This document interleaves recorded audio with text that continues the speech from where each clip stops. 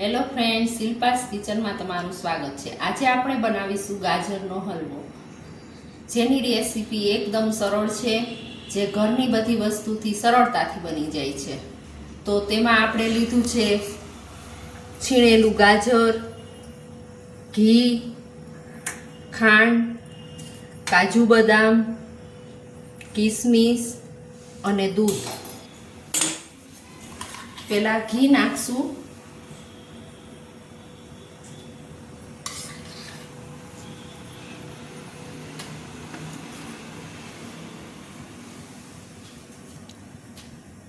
ઘી ગરમ થાય એટલે કાજુ બદામને ફ્રાય કરી લેશું।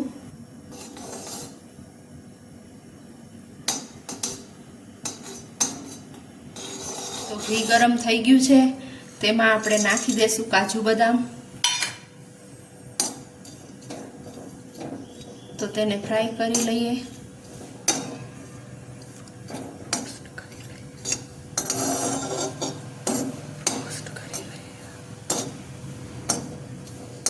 સેજ બ્રાઉન કલર થાય એટલું રોસ્ટ કરવાનું છે કાજુ બદામ।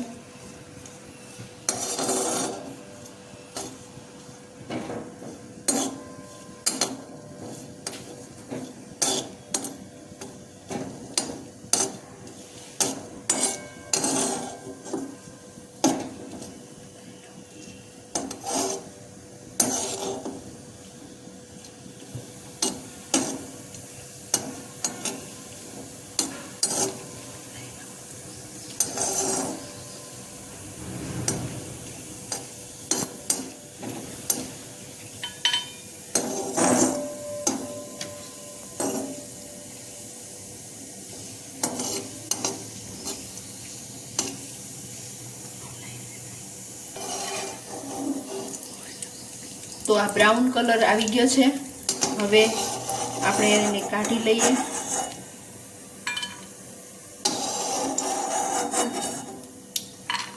તો હવે આપણે એમાં નાખીશું થોડું વધારે ઘી અને તેમાં ઉમેરીશું આપણે છીણેલું ગાજર,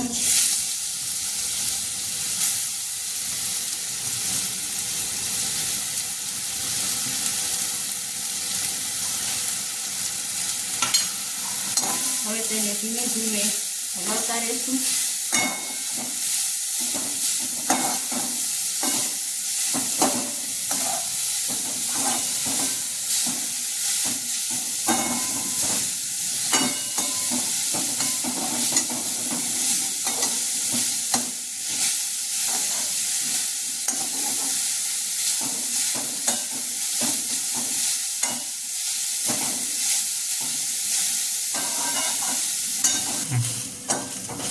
હવે આ ગાજરને 4-5 મિનિટ સુધી ધીમા તાપ ઉપર શેકવું છે, જેથી કરીને એમાં રહેલો પાણીનો ભાગ બળી ગયો છે।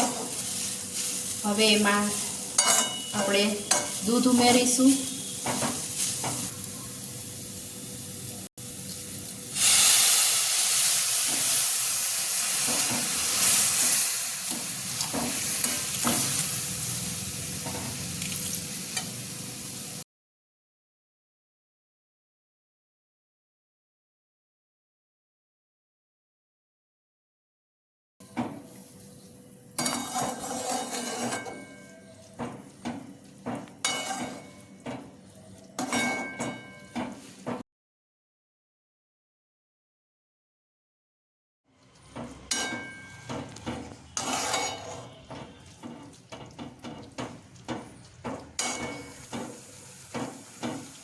ધીમે ધીમે આપણે આને હલાવતા રહેશું, જેથી દૂધ બળી જાય અને ગાજર તેમાં પાકી જાય, એકદમ એકરસ થઈ જાય ત્યાં સુધી આપણે એને હલાવતા રહેશું।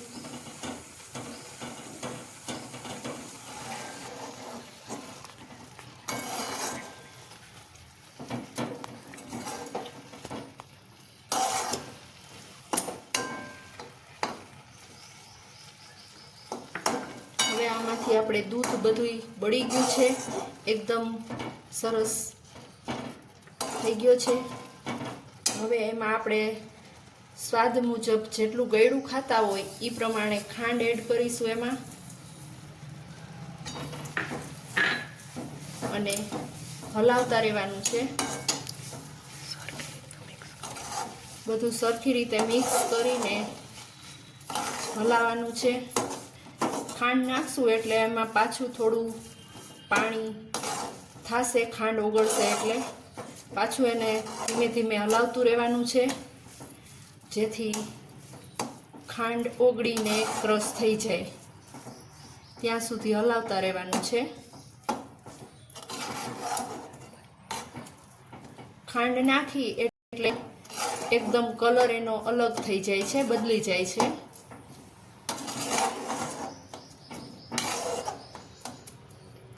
જો આમાં દેખાય જ છે, શાઇનિંગ આવી જાય છે ખાંડ નાખી પછીથી.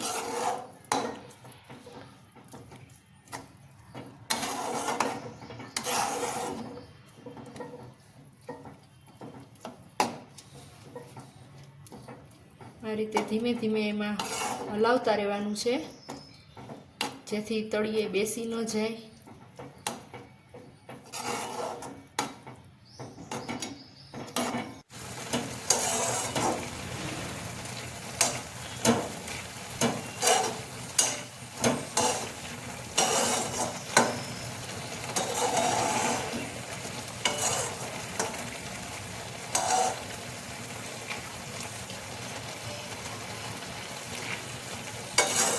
આમાં તમે ફૂડ કલર પણ એડ કરી શકો છો, જે મેં આમાં એડ નથી કર્યો, જે ઓપ્શનલ છે. તમારે નાખવો હોય તો નાખી પણ શકાય.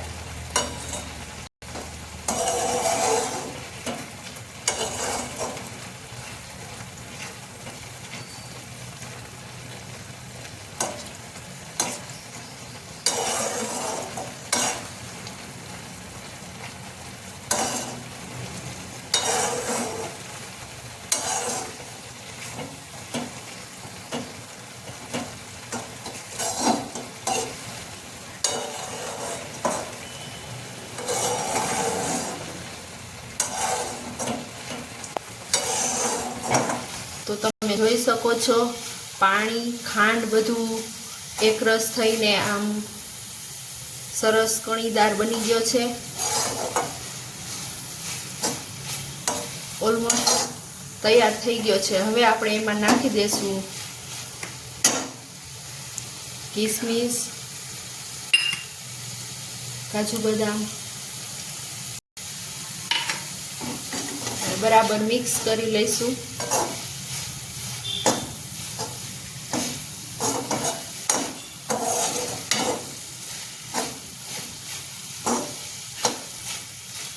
તૈયાર થઈ ગયો છે આ ગાજરનો હલવો.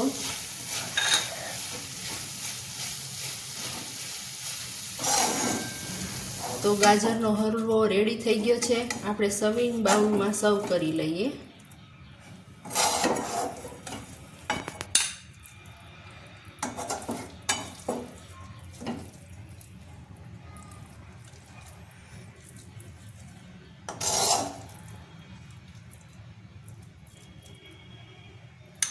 કાજુ બદામ નાખીને આપણે એને સર્વ કરી લઈએ.